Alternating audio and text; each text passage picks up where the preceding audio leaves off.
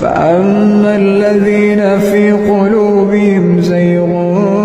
فيتبعون ما تشابه منه ابتغاء الفتنة وابتغاء تأويله وما يعلم تأويله إلا الله والراسخون في العلم يقولون آمنا به كل من عند ربنا وما يذكر إلا أولو الألباب ربنا لا تزغ قلوبنا بعد إذ هديتنا